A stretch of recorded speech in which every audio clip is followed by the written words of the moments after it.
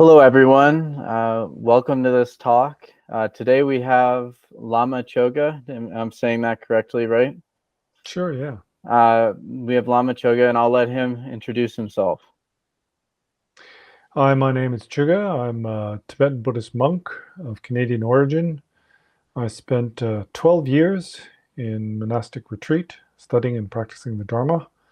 And now that I've returned to the West in order to look after my parents, then I'm sharing some of the things I learnt on my YouTube channel, The Theory of Samsara. It's so amazing. Uh, in your 12 years in retreat, if you had to only say one lesson that you felt was the most profound, Hmm. what do you think is the most profound thing you learned while you The were? most profound thing I learned is that we aren't able to identify our own misconception. We hold on to our conceptual fallacies, our assumptions about the nature of reality very strongly, and we're not even able to see that we are mistaken. And it's only upon encountering an individual, what we call a teacher, who themselves has experience of the true nature, that one can be provoked into recognizing one's own self-deception. And that is the most profound thing I've learned, and is sort of the catalyst for coming to understand the entire spiritual path and what it is we're dedicating ourselves towards, and the purpose of it, and also how it works to achieve what is called awakening. So, what was the first sign of awakening that you noticed in yourself after you started working with a teacher? Yeah, so we have to kind of look at this term, right? Because in modern parlance, then this is used very loosely. Most people are just referring to some kind of mundane psychological transformation. That's not what is called awakening in the Buddha Dharma, and I don't claim to be awakened. Hmm. So we have kind of conventional or mundane awakenings. For example, I realized I was such a fool when I was young. That sort of thing. That's just mundane transformation, right? We need Yeah. these things. We need to progress in stages until we achieve what is called final wisdom. But final wisdom itself is a really difficult thing to realize. And it's fine. People can use the terms any way they like, right? Conventionally, we can say that we've realized non-duality or we're awakened. But you have to decide whether I'm using that term in the context that it's presented in one of the various spiritual traditions, Hinduism, Christianity, Buddhism, whatever it is, or do I mean this term on my own grounds, the way I see it or define it in the context of my own experience? And it's really important to be clear on that, because I think a lot of what happens is we get into discussions and we're coming from different perspectives. And that's why it seems that there is sort of conflict or there is disagreement when we talk about the spiritual path. But really, the spiritual path is about understanding one's own perspective and one's own position in the cosmos, and then using that as a launching point in order to make progress on the path. So, what is your position in relation to awakening? Your personal position? Because you mentioned that you said that Mm, you're not claiming you're necessarily awakened, but how do you mm, know? What would affirm to you that you were, or that you're mm. not right now? Uh, Yeah, it's a very good question, Sam. It's very important for us to understand this point. So, in context of the Buddha Dharma, then there's kind of two primary systems of teaching. And mhm. one is called sort of the way of vast conduct. And when this is presented in the text, it's usually laid out in a way where they describe the various different levels of awakening or the progress on the path. And there are specific signs associated with that. So, the traditional way, in order to understand where one is to compare to these teachings, which are consistent over thousands of years. And so, for example, for the Dalai Lama, then his followers think he's like Buddha, right? And Mhm. he's a fully awakened being. But he doesn't claim that himself. He states that he is on the third level of the path of accumulation. And the path of the accumulation is actually the first level, first bodhisattva. Well, it's not even a bodhisattva bhumi, it's the first of the levels that are lead to awakening. And it's not even what we call liberation from samsara. And the reason why he says that is because of particular signs in his practice. Hmm. So he has identified, for example, real arisals of the experience of emptiness in his meditation. And these only happen on the third level of the path of accumulation. So he's referring to scripture in this. Now, in terms of my own personal journey, then I started out like most people in the West when they get an interest in Buddhism or Hinduism or whatever, and that is by being inspired to learn meditation. Right? At first, I was a yoga practitioner. I became a yoga teacher. Mm-hmm. And what really got my interest on the spiritual path primarily was meditation. I understood the importance of this because no matter what you do with your body or speech, ultimately everything comes down to mind, right? So I investigated different types of Buddhism, Zen Buddhism, Son Buddhism from Korea, etc. And in the end, I kind of chose the Tibetan Buddhist path. And so you enter into the temple. Everybody's doing some prayers or something like that. You don't really know what's going on, right? You just follow along what everybody else is doing. And then you're taught in the teaching that you need to learn how to meditate. And so initially what you do is you look at your breath, or you focus on the picture of a deity or something like that. But questions arise in mind. For example, how do we know there's such a thing as awakening? How is it that meditation leads to realizing the truth, the essential nature of phenomena? How is this power of meditation able to transform our minds and bring about this result? So I had lots of questions, more questions than answers. Mm-hmm. It seems that whatever path you're on, the more you investigate, then the more questions arise. You seldom come to find answers. In general, when the answers arise, it's out of blind faith. So we're inspired to, let's say, do yoga. So we start doing yoga postures, all kinds of strange stretching. It's really difficult, and we do a bit of meditation. And then we think, hey, this is really good. I like this. I'm doing it once a week, for a couple of hours a week, Yeah. do a little practice at home. And then I think I've got to take my game a little further. And so I think, oh, there's a 10-day retreat going on. The first time I do a 10-day retreat, oh, this is really good. I'm going to give up coffee. I'm not going to smoke cigarettes, that sort of thing, right? Everybody's been there, right? And then we sit down for our first time when we do a 10-day retreat. And after 3 or 4 days of meditating all day and doing meditation, we suddenly have experiences. Wow, I felt really blissful and peaceful. And then what most people do is they go, I'm awakened immediately, right? And this is really common because I was a yoga teacher. I've seen this before. Yeah, And right. it's because we're just starting to understand. We're just scratching the surface. We're starting to understand the vast profundity of the spiritual path, but we're Definitely. too easy to jump to conclusions. And then we hear Mm. about, oh, well, awakening is such and such. And then we think, that must be what I'm experiencing. But these are just normal, mundane experiences. It's the same with anything. It's meditation, yoga. People get this kind of kick when they first take up a hobby like rock climbing, etc. Right. So I've been through all these stages, I know. And I still had doubts and questions. Like, ultimately, how do we know awakening exists? What is that? How does that Mm. appear to mind? And so naturally, just like in this example I was giving, I wanted to take my practice deeper. And so I thought, wow, wouldn't it be great to do a traditional long retreat? This is what we do in the Tibetan Dharma, right? Everybody's heard of it. You go off somewhere in cloisters, you don't see anybody, you lock yourself away, and you do 3 years in retreat. And it sounds like an impossible thing to do. Yeah. And I was a really worldly person, with kids, Wow. family, job, possessions, all this sort of stuff. And I just thought it would be impossible. I floated the idea with my partner, and she didn't like it. She was completely against it, right? You're trying to leave me, etc., right?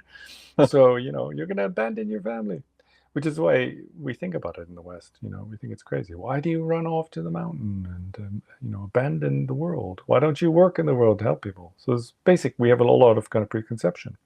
I wanted to Right. do this. To cut a long story short, then eventually the opportunity arose and I was able to go into retreat. And I kind of lucked out. I mean, we don't believe in luck. We believe in karma, right? Mm. But so I must have some kind of karmic imprint. But I was very lucky because the retreat master is somebody who's a really authentic meditation teacher. And it was only because of the blessing of Akon Rinpoche, who's the abbot of the Samiling monastery I was associated with, that we Mm. had such a great teacher. In general, in the West, this doesn't happen. In the West, what happens is somebody comes, they give you an empowerment. That means they ring a bell, and they sprinkle some water on your head. They say, blah, blah, blah, blah, blah. You don't understand what they're saying. And they say, okay, go into retreat. And you go, what the hell am I supposed to be doing, right? Most people do that in retreat. And then they spend 3 years, 4 years in their room going crazy because they don't know Oh, what they're doing. wow. And they're just like reading stuff. They don't understand. And well, why am I doing this deity meditation? So I had these questions, right? So why do we visualize deities? Why do we ring bells? What's this blowing thigh bone trumpets and stuff like this? What's this all about? I wanted to know, but I lucked out because the teacher is a really authentic Tibetan teacher from Eastern Tibet. He was a nomad, right? So he's not somebody who was brought up in the Western world. He was kind of infused with the Dharma since a young age. And he met some really outstanding teachers like Khenpo Munsel, Khenpo Chugyab, and etc. These kind of figures that almost no longer exist these days, have now passed on, that we hear about in storybooks. Khenpo Jigme Punsok, etc. Amazing people he was studying under. And so and he's really straightforward. I mean, everything I teach on YouTube is really influenced and inspired by him. Because he's got no bullshit, right? And he says of himself, I'm not the kind of person you would say was like a faithful type of person. He's not somebody who has blind faith. He's very pragmatic.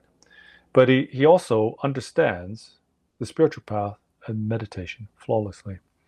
And because of this, then I was able to gain what we call maybe insight. Or in general, there's kind of 3 stages. There's intuition, insight, which eventually becomes kind of realization, which is what we call wisdom. Right. And he was able to show us this path. And also, as I said, he was able to point out the fact that we are kind of enslaved by our assumptions and preconceptions about reality. And they're mistaken. And there's a kind of process by which you can come to recognize this. And he did that for us. And so it was really through his blessing that I've come to realize, one, how our illusions are so concrete and insurmountable from our perspective. 2, how a teacher can help to break that down.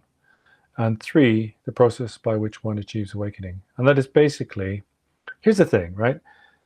Awakening, the ultimate nature of reality, isn't something that needs to be developed. It's not something that arises out of a cause, right?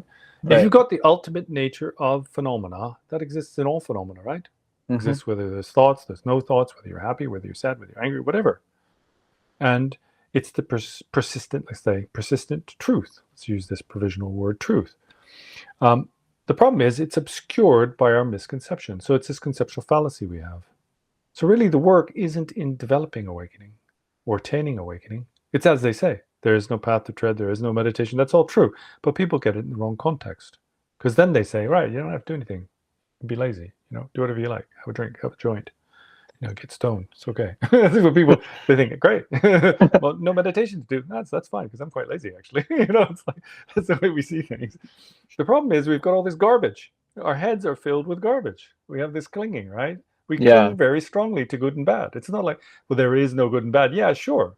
If you say there's no good and bad, that's great because I want to go get stoned or have a pizza or something like that. Well, that's because you think those things are good, right? So it's exactly opposite of the way we see it. I guess that makes sense. We don't go like there is no good or bad. We don't say, oh, great, I'll take a big long needle and stick it through my arm. We don't say that, right? We say, oh, great, I'm going to go see my girlfriend. We're going to go party. It's because we like things. And this is what obscures the truth. So the work is to get rid of this misconception. And that can be quite a brutal kind of awakening, really. When we say awakening, it's a bit like being shaken up, awoken from a kind of nightmare. And so through the blessing of my teacher and spending a lot of time, 12 years with him and receiving tens of thousands of hours of teaching and doing tens of thousands of hours of meditation, then I'm, maybe I'm fooling myself on, but I feel like I've recognized what it is we're talking about, what we're trying to do. And that's all from the blessing of a teacher or a guru. So that was it. That makes sense. That's a great story. And I could tell that your views on non-dualism are very tied to the people's view on, like, in your own view on what's good and bad and how they're like a dichotomy. And I was curious about something else that you've talked about before that's pretty related to that, about like dualism and non-dualism, because the way I had thought about it, and I don't know what your opinion would be on this, but I didn't really think that certain qualities couldn't be quantitative. Like that, I don't understand exactly how something, like certain things people try to count. They say it's dual or it's one or it's three, or there's different numbers that they Hmm. attribute. And I didn't Hmm. necessarily understand how those things could be discrete qualities or how they could Hmm. be counted in the first place. Hmm. And I Yeah. was wondering what you thought on, like, are there certain things that can't be counted? Is it an illusion to count Hmm. them in the first place, or is there like I just was curious. Hmm. So in general, when we think about these things, we think about it from the wrong perspective. Hmm. So we perceive non-duality from a dualistic perspective, and we apply our preconceptions to it to understand it. And so we talk about things like not separation. There is not two, there is one. As you said, all quantification is dualistic. That is Yeah. absolutely true. And so what it is a progression. If we look at the way that the Buddha taught the progression, then it was in three distinct stages, and they are in terms of teaching truths. Right? So initially, the Buddha taught the Four Noble Truths, and these are associated with the theory of samsara and the theory of nirvana. There's two sets of two here, and Hmm. the first two are why the mundane world exists, suffering exists, and there is a cause for that. And the second is that there is something called awakening, and there is a path to lead to awakening. So these are two, theory of samsara and theory of nirvana. It breaks down this dichotomy of suffering and liberation, the provisional and the ultimate, into cause and effect. It's the Four Noble Truths. The second set of teachings that the Buddha gave were the teachings on the two truths, and that is that there is only what is called the provisional and the ultimate, or relative and ultimate. So you can also talk about this in terms of method and wisdom, appearance and Hmm. emptiness, however you want to look at it. But what that is that as a perspective of the ultimate nature of reality as if it were two sides of a coin, Hmm. simplified to a dualistic perception of that which is provisional and that which is ultimate. The final teaching of the Buddha, and that is associated with the Vajrayana, Hmm. these non-dual teachings, is the single truth. And the single truth is that there is nothing other than awakening. So when we say awakening, we're talking about the ultimate state, the Mahamudra, the Dzogchen, the realization of non-duality. So we see this from a dualistic perspective of me and other. And we try to conceptualize non-duality, which is the singularity. Right? It actually goes beyond the notion of a singularity, but let's just Yeah. conventionally talk about it as a singularity. And so we have to rely on conventional linguistics in order to draw the mind closer to a conceptual understanding of this. But eventually, what needs to happen is we need to make a leap through moment, because linguistics, logic, reasoning, philosophy, tenet, none of these things can cause the arisal of the ultimate state. As I said before, it's persistent, in inverted quotes, reality or truth. Mm. But in order, what we have to do first is break down our conceptual imputations. And what problem is that most people don't realize is that they are only living in the realm of their conceptual imputations. For example, a teacher will say, everything is non-dual, everything is not separate, everything is one, everything is Brahman. And then we conceptualize that and think, oh, I've understood non-duality. But the way we understand it is in a purely dualistic fashion. It doesn't even touch in any way in the context of non-duality. So again, there are these stages or progressions. Now, the reason why we can't use a progressive path to come to realize the ultimate is because the ultimate is causeless. But the other thing is the ultimate is the persistent state of Hmm. reality. It's what exists at the moment.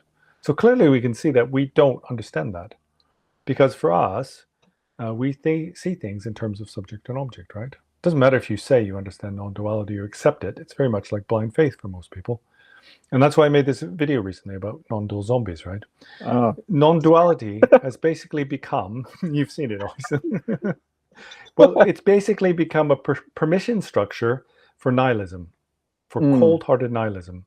It's like, oh, I understand that nothing matters. Everything is non-dual. Everything is the same, right? And then when Yeah. we encounter somebody who is suffering, then we just kind of say, well, that's just an illusion. And we Yeah. lose our humanity, right? So it's just a permission structure for nihilism.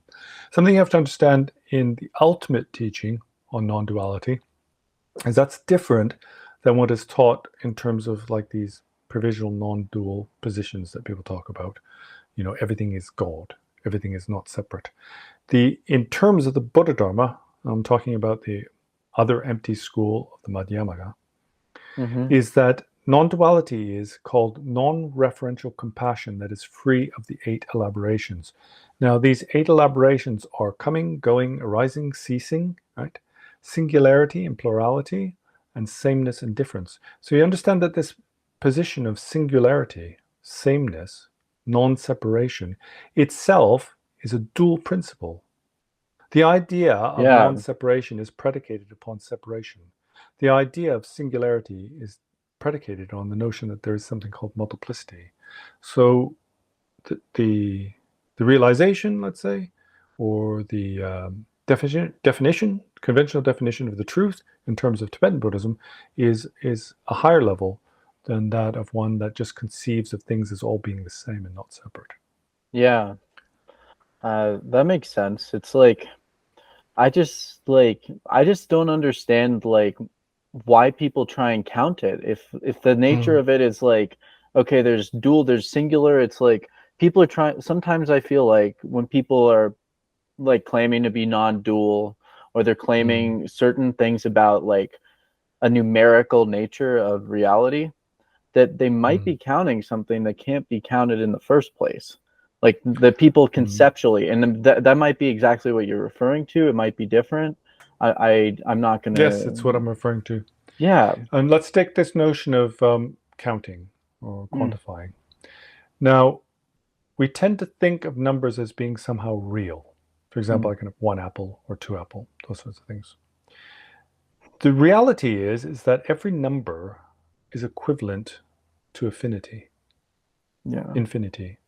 It's because every number can be infinitely divided, right? Mm-hmm. So it's a provisional understanding. And this is very much about this understanding of non-duality in terms Mm, of this sort of very coarse or outer conceptual level, is that we conceptualize this idea of a singularity, right? Now, the position of a true singularity could not be conceived of as singularity because it could not be conceived of in the context or predicated upon another idea if there is no non-separation, right? mm-hmm. Do you Yeah, that understand that? makes sense. Yeah, Yeah. because all So in order to words are conceptualize a based on that. singularity, we have to step outside of that reality and create a contrast. And so this is the meaning in Tibetan Buddhism. And it's an actual mental abiding in what is called the middle way. So the middle way is what is called the middle way between the extremes of existence and non-existence. And so all of these concepts that we play with fall into one of these categories. For example, singularity, multiplicity, sameness, difference, etc. They're all predicated upon existence and non-existence. Um, so there is this space, which is a kind of, let's say, a real or a visceral experience of the true nature of phenomena that is non-conceptual. And being truly non-conceptual, then it doesn't depend on any of these notions. And that is itself what we call awakening. And basically, unless you have some modicum of experience in meditation yourself, it's going to be hard to understand what that means. The fundamental problem and the cause of our suffering, as presented in the Buddha Dharma, is that we mistake the way we conceive the world with the actual real experience of that. And in mixing those two up, we encounter suffering. And that is the difference between what is called duality and non-duality. Um, that makes a lot of sense. Can I share something with you about how I Sure, came to the yeah. same insight? Because Yeah, sure. for people who haven't watched any of my content before, I talk about autism on TikTok a Mm, lot, and I made a video about how psychology and the discourse around neurodivergence is always mm, basing itself on being somehow different from some mhm, idea of normal. Like I guess it's mhm, like in Buddhism, it's like that idea of self, like mhm, there's like that there's some core normal, like some mhm, core sense of self that like mhm, is universal, that they basically define differences in including autism and all different kinds mhm, of mental health differences against. So our basic identity and ability to ask for like accommodations or like help is based on us Hmm. defining ourselves as somehow different and separate based on an Hmm. illusory like sense of normal. And I Hmm. figured that out because it's a lot of suffering. So Hmm. I just was curious what your thoughts might be on uh, that. So this is a very profound point, Sam, and it's really critical or fundamental to the Buddha tenet, and it's also similarly related to this point about duality and non-duality. You mentioned something called no self. So this is one of the fundamental principles of the Buddha Dharma. But again, it's not separate from what we've been talking about. It's the same topic. So in general, we think that somebody says, well, the Buddha said there is no self. And people think, well, what do you mean? You know, I'm here. I have experience. I have memory. That's not really the meaning of no self, that there isn't something. The meaning of no self is the lack of identity. So it's exactly what you're talking about. And so norms, as I was saying earlier, we misconceive or we mistake our conceptual way we grasp the world with the way it actually exists. And so, for example, a norm is a conceptual area in which things fall into a particular category based on identifiable attributes, observable Hmm. attributes, right? So this is said to not exist in the Buddha Dharma. And identity, all identity is false. And so, let's say, identify as a man.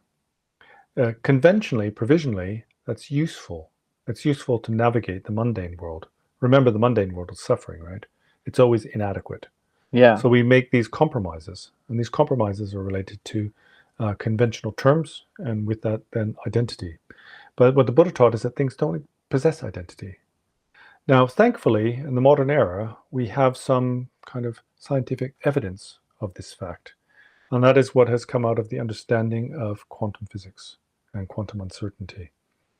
That we analyze matter and we can see that it's made out of particles. And previously, we thought these particles to be somehow fixed. In fact, they were looking for something like a stable proton, etc.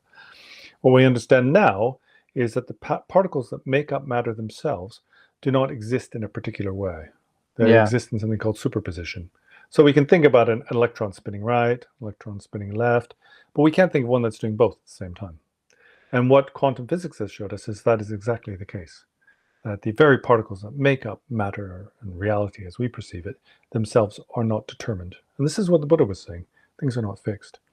So in politics, in sociopolitical kind of spheres, then they have to use identity. For yeah, example, in at the moment, then Vladimir Putin is waging a war against Ukraine, and he has this ideology, this idea about identity, like what is a pure Russian, right? yeah, Or there's this idea of a Ukrainian, they don't exist, etc.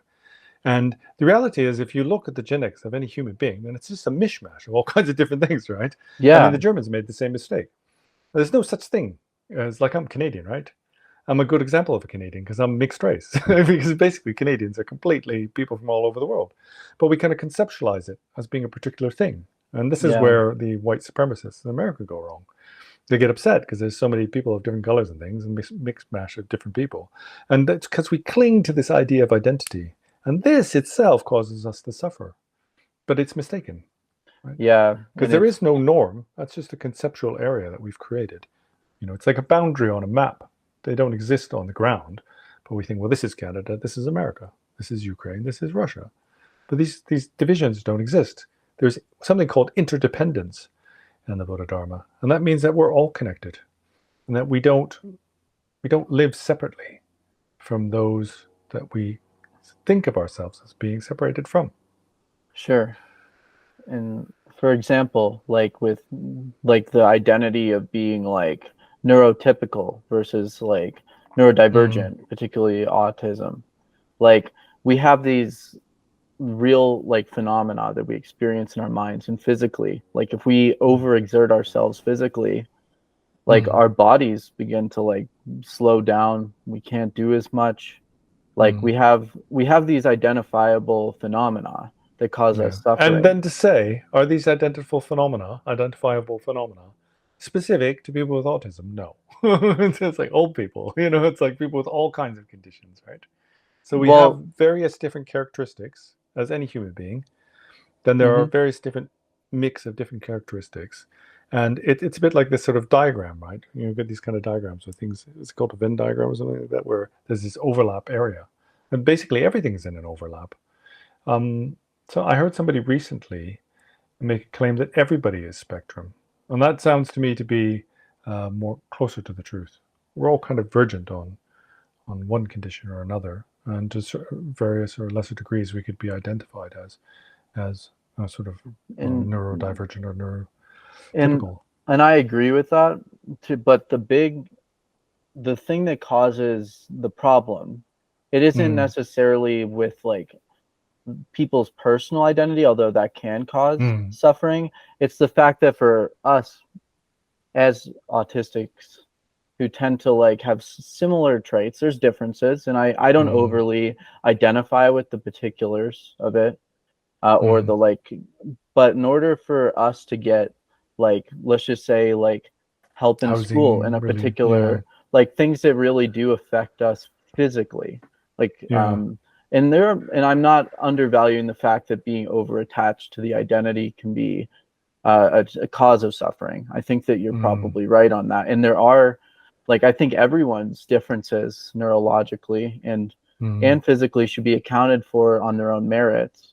And mm, that it should, but unfortunately, in our current political climate mm, and the way social like differences are accounted for, they basically leave people out of like getting help unless they mm, identify with that kind of, mm. and that's, I think Yeah. there's a big reason that people do identify with it. It's because of the political implications and Mm. the real suffering Social that they do implications. go through because people ignore their suffering Yeah. otherwise. Does that make sense? Like, Yeah, it because makes total sense, but we have to make a kind of we have to make a delineation between what we Mhm. call mundane and transcendent. So the conventional, we talk about the conventional, right? Conventional is important. We need conventional things in order to navigate the mundane world. It's absolutely essential. Mhm. But if we put this in the context of Buddha Dharma, yeah. So identify in this lifetime as having autism or some other condition for Yeah, which sure. then I will need help or assistance. And because of that, I got to play the game with the government, etc. Right. Yeah. Yeah, we all understand that. That's all provisional. That's all conventional. In terms of the Buddha Dharma, then this is only one of infinite lifetimes. And it really is infinite. It's not like there at some point there was a beginning and in the future there's an end. It's not like asymmetrical time. It started at some point, it goes on into the future infinitely. It's that we have potential to experience appearances, and that will change from lifetime to lifetime. And so, what is the core of the individual is not seen to be the aspects that are making themselves apparent in this lifetime. So, this is an important point if you want to come to understand identity and what is called a self in the Buddha Dharma. It's that we impute the notion of a self on what are called the five aggregates. Now, basically, this is the mind body agglomeration, mental events and physical attributes. So I could be born in this lifetime, for example, with a physical deformity or something like that caused me challenges in my life. But in another lifetime, this would not appear. And so temporarily, also I could be born like my uncle, for example. He was born with the ability to walk and all this sort of thing. At some point, he had an accident and became paraplegic. So his identity between those two different times in his life are completely different. But what we do is how we make a mistake is we impute upon that a notion of a self. Well, that if there is a self that exists, it's not dependent upon those temporary conditions. And so when we take this discussion into the context of transcendence, Mm. then it becomes very different. Do you understand what I mean? Oh, It's like sure. often when we have discussions and we talk about the mundane world, they're merely in the context of one thing, an assumption that this life is the only life, and that when we're dead, it's over. So it becomes framed in a different context because of that. I agree with you in terms of the transcendent, like that when you try and mix the conventional like identities that have importance, because Yeah. like and Well, you try and come mix to them with different that. conclusions. it leads to different conclusions and decisions on how you want to live your life and how you will react in situation. If you have this, if you have this idea of transcendence or not, there's a big difference on how you will kind of logically make your decisions on your life and how you're going to go forward.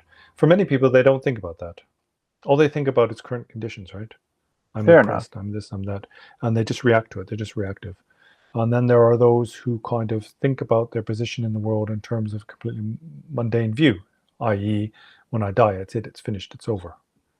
So there's different conclusions you can come from that as well. For example, well, there's only one life, and then you're dead. I better enjoy myself, so live a hedonistic life. Or other people will think, well, this is only one life, then the common good is more important, and so I should serve others. You can come to different conclusions, but it's all based on what is called a first principle or underlying assumption of reality. And then when you say, well, the mind is something that passes from life to life and never dies. And then you have to make different decisions, if you understand what I mean. Hmm. I do. I think that when it comes to identity, that the conventional it connects to people's like minds, it connects to their bodies in a particular way where they do become attached to it, and they have good Mm. reasons a lot of time. I mean, when you get like mistreated for certain things, it's hard to it is helpful to have a certain sense of solidarity with other people, I think. Mm. Like in the same way, like for example, you identify as like a certain type of Buddhist, and you live in certain communities and like have certain books and stuff that help you transcend your like suffering and come together in a certain way, right?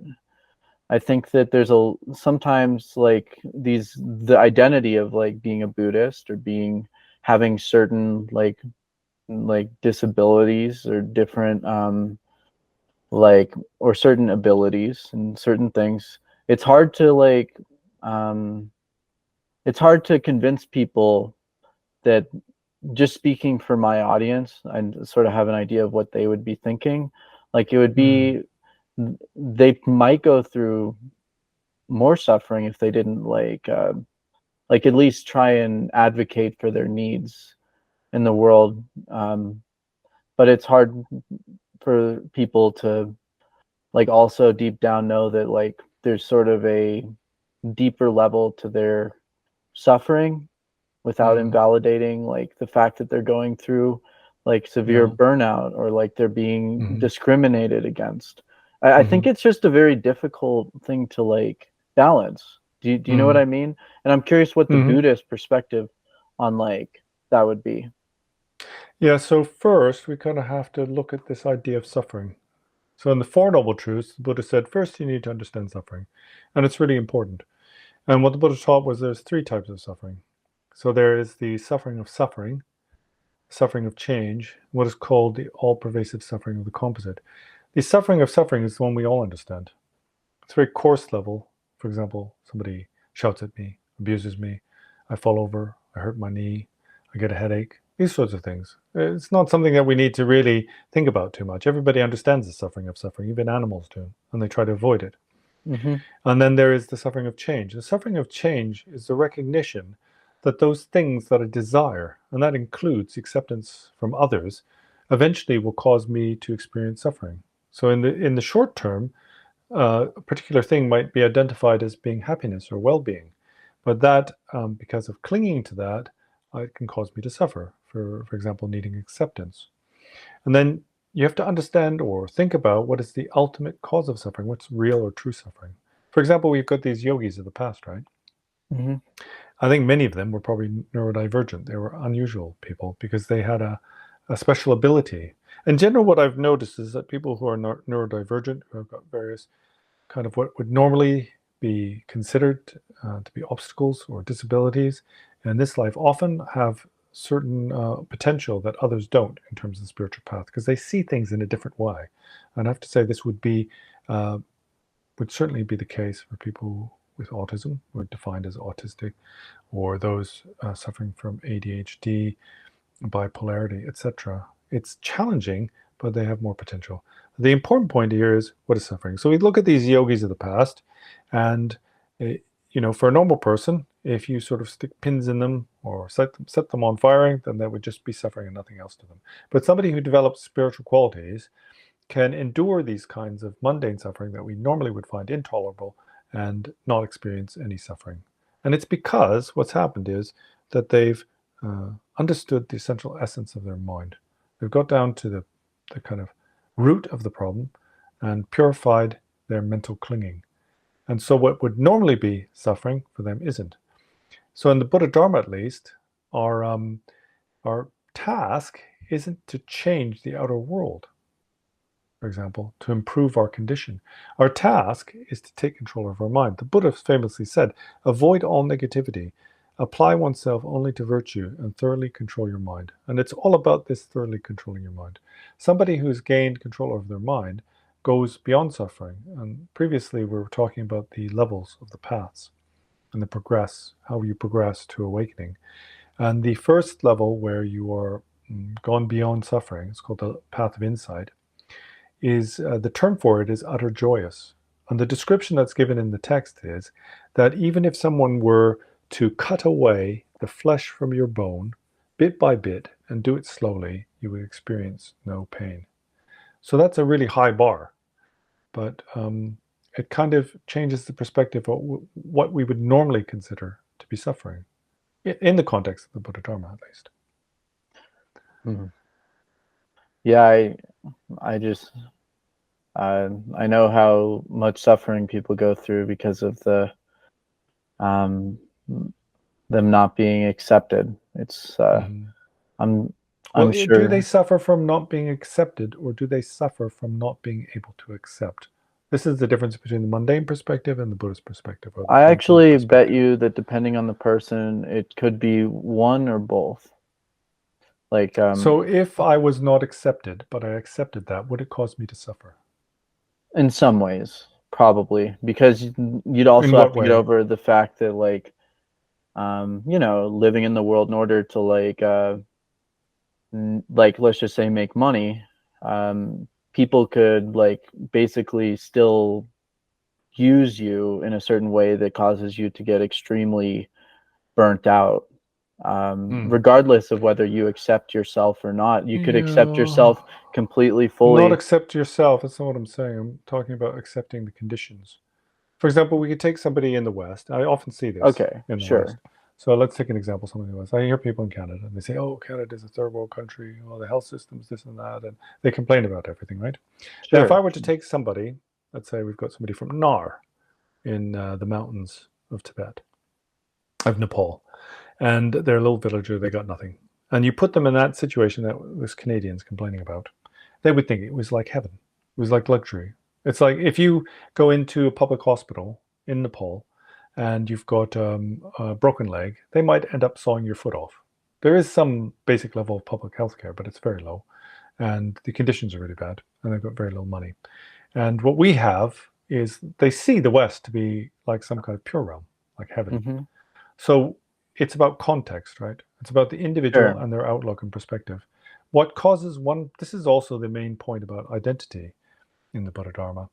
What causes one person suffering may cause another person joy. Two people can have the exact same experience with the exact same situation, but depending on their mental outlook, they will have a very different take on it.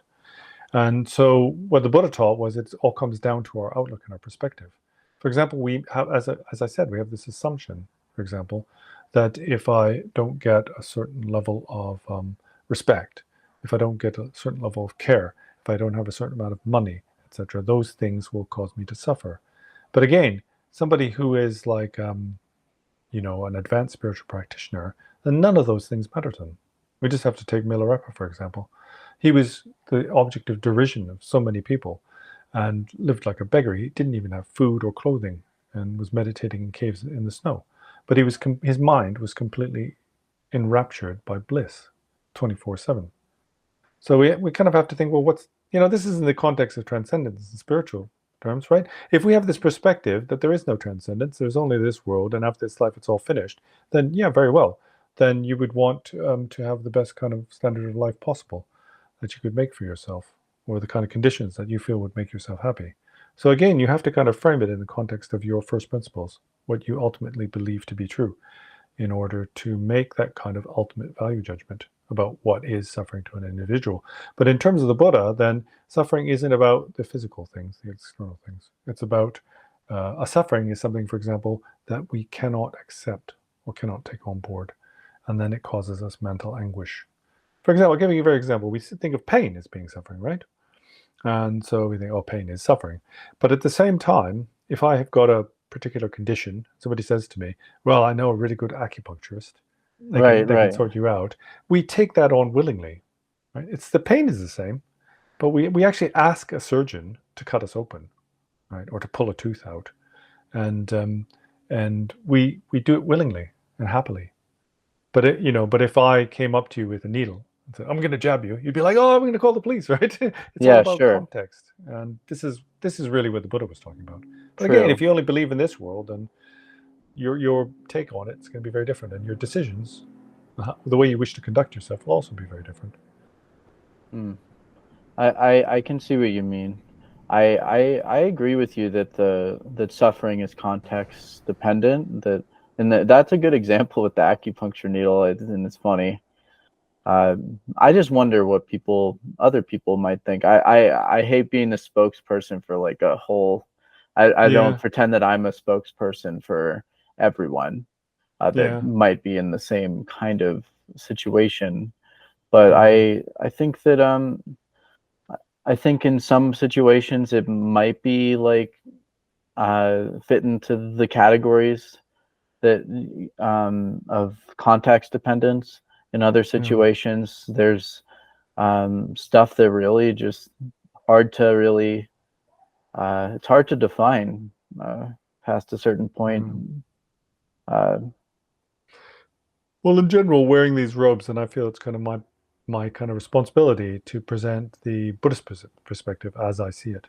But that doesn't mean I'm not open to the ideas of others. I mean, that's the first thing I often say to people is that you first need to be clear on the way you see things, what your own view is, and also your own motivations, because then you'll be able to kind of guide your life and make your decisions in the most effective way. But often what happens is we just react to the world. We have got habitual tendencies, and we don't think much about the future, or what would be the best kind of approach to bettering ourselves. But again, kind of one of these key or fundamental aspects of Buddha Dharma is to develop something called mindfulness. And mindfulness is this sort of tool by which we're able to make these decisions, because we're kind of aware of what's going on in our own minds, why and how we react to things, and also what the consequences of that will be. And so it's taught to be the very foundation of practice. that makes sense. I always think that that's a very important quality to my own life when I'm making decisions.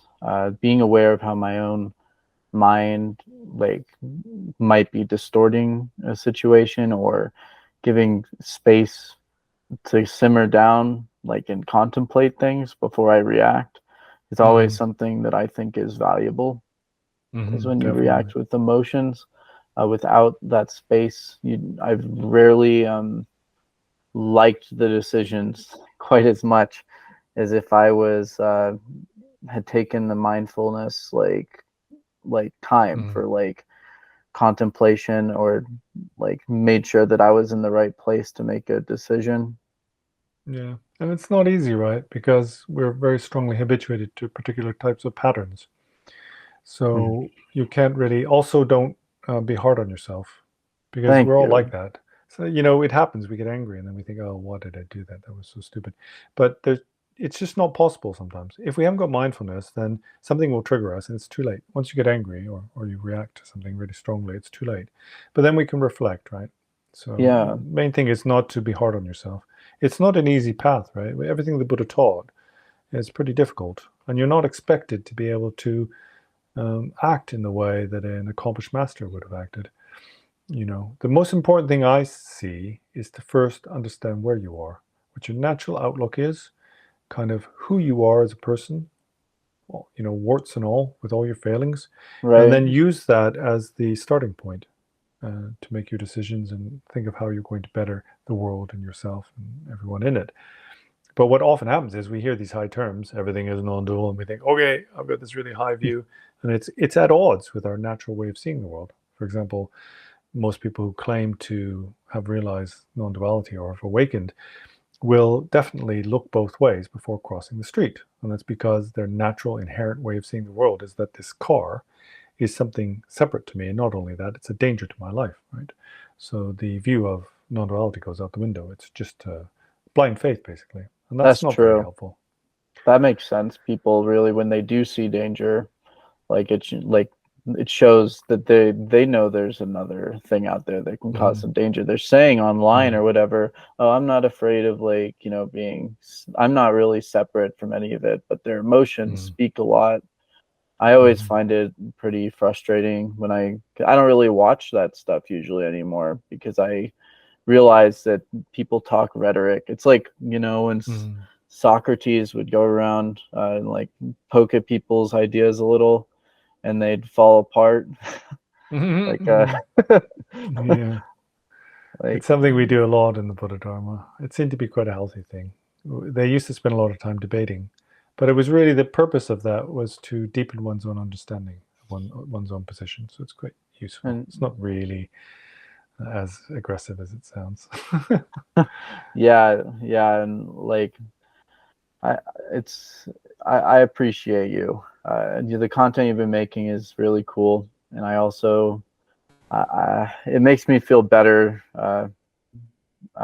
to like just be able to like have someone who talks about uh, like about autism issues with Mm, me because gives me someone to um, like talk to about it in a different way. And I appreciate your perspective mm. on it.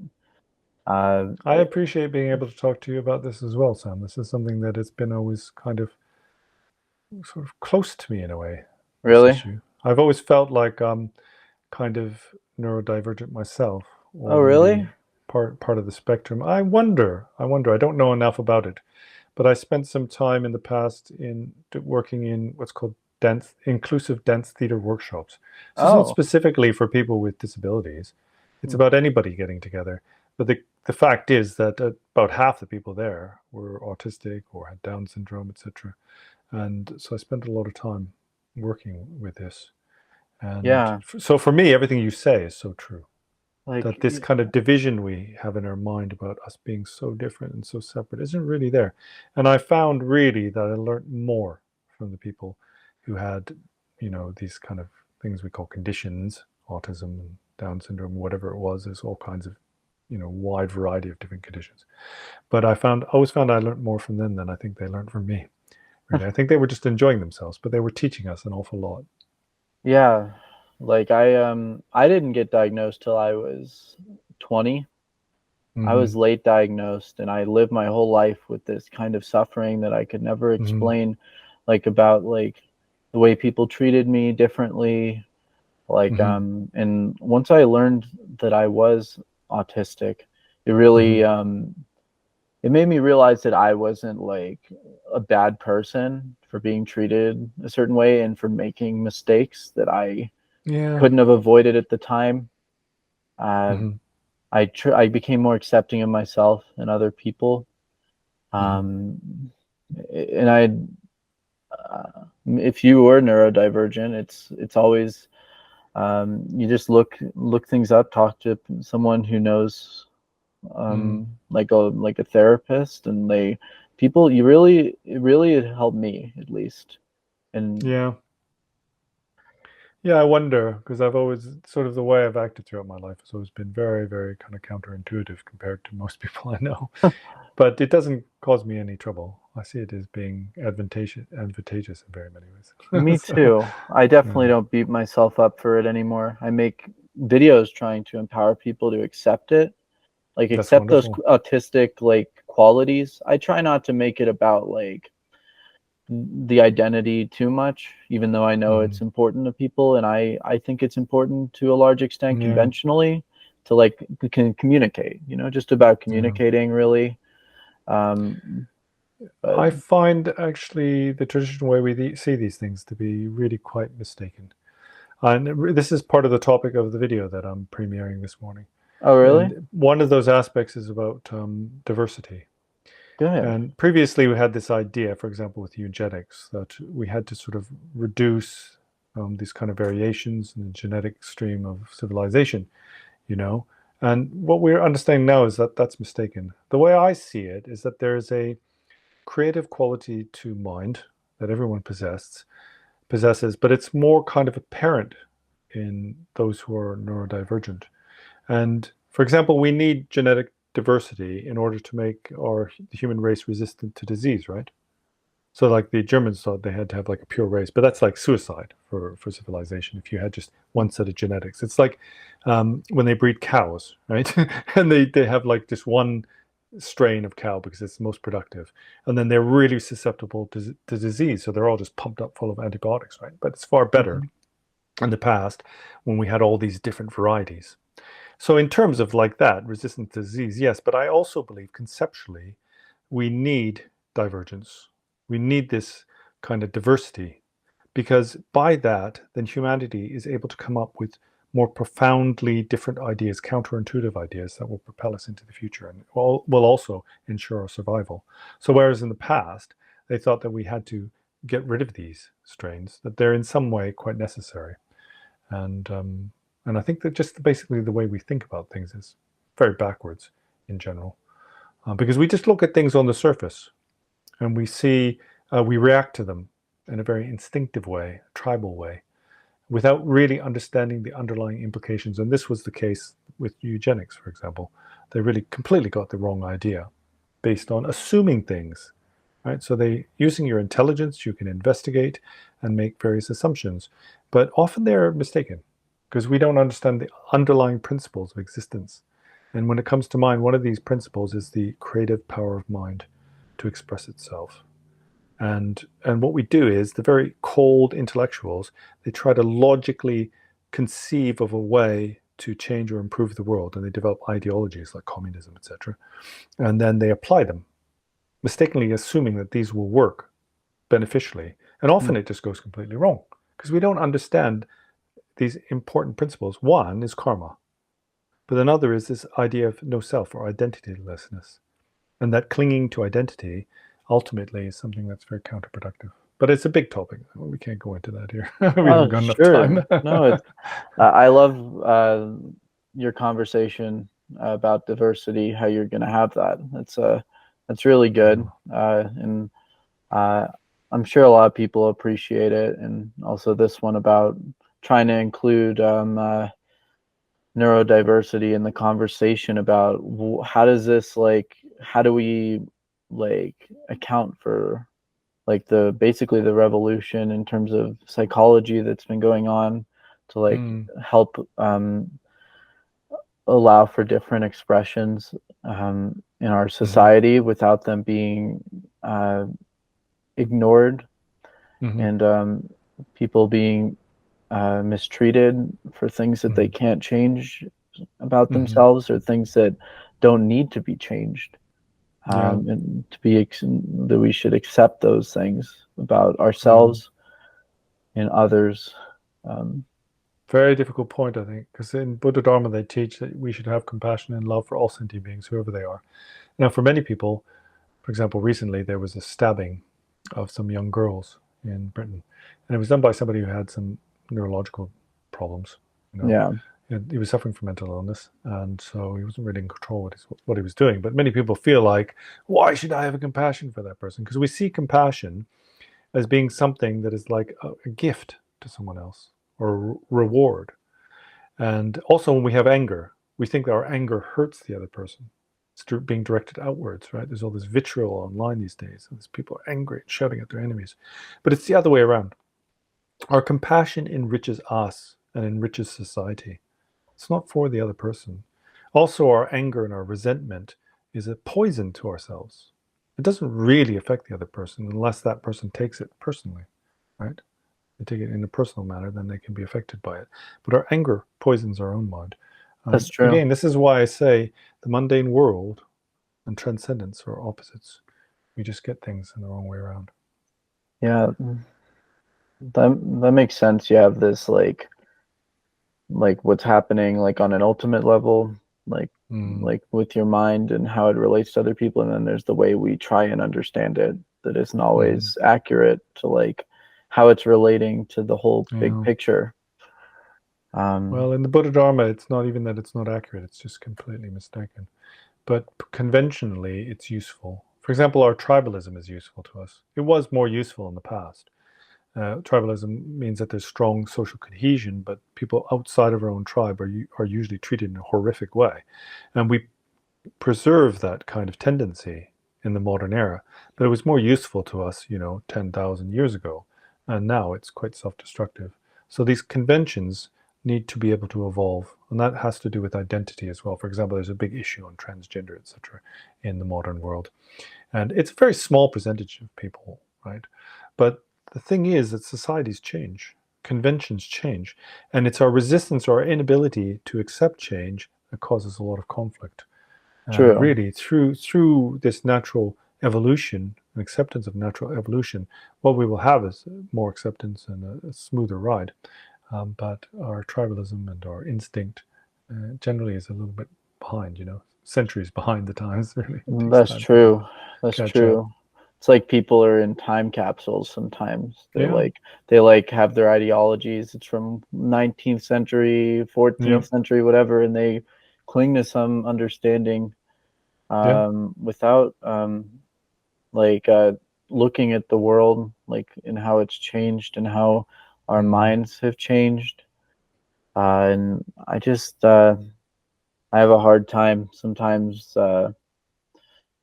just watching it happen mm, because it's sad to watch yeah, um, people hurt other people over yeah. illusions. And Prejudice. yeah, I know. It's my Terrible. goal at least to try and, at least in the ways I'm knowledgeable on, that Yeah. I have experience with. So, Um, in terms of the Buddha Dharma, then the solution to this is that we need to develop an understanding of emptiness. But emptiness isn't nihilism. Emptiness and compassion go hand in hand. That's the acceptance of appearances, not denial of appearances or trying to make them go away, but also underlying is to understand that nothing exists in a fixed state, but everything is in flux and lacks any fixed identity. And so through this, then you develop what is called wisdom, in terms of the Buddha Dharma anyway. Somebody who's not a Buddhist would say that the realization of emptiness isn't wisdom, it's foolery. But, well, it's good that you wear the hat that you're most familiar with, uh, yeah. like in terms of Well, it's trying to not explain just it. that I have identification with being a Tibetan Buddhist monk, because I was interested in these questions all my life. It's a very late stage in my life that I decided to pursue the Buddhist path and specifically the Tibetan Buddhist path. But I did so out of what is called informed faith and not out of blind faith. So what I did was I studied various different traditions, including Christianity and Hinduism, etc., and looked at various different philosophies and also looked at science. And I was looking for something that had some underlying or all-encompassing truth or underlying principles that could be hold to be true, or resist introspection. And for me, then the conclusion was that the Buddha taught ultimately what was true, and that what the Buddha stated about the truth of reality, the cause of suffering, and the existence of awakening is, it's in my mind anyway, seems to be infallible. Yeah, well, whatever ends up happening in terms of your like path, whether it stays on the well-worn path or what you learn in the future. I mean, I respect your path, Mm, and like where you're going, where you've been. I'm sure wherever you end up uh, is going to be for the benefit of other people and for mm, in your open mind that I've noticed that you keep, even though you have your certain tradition and your knowledge, is something that I think will allow you to like for people to gravitate towards you in a certain way that people who don't have that quality won't really they won't be as interested in what you're saying, but mm, also like it'll help you I feel like, and I really appreciate that about your personality. Uh, Thank you, Sam. yeah. Anyways, I think you have to go, so I just want to close out everything and say thanks to everyone for watching, and thank you for hanging out with me and chatting about all these amazing topics. And Yeah, it's been my pleasure, Sam. Thank you for inviting me to your community. of course, and I'm gonna just stop recording.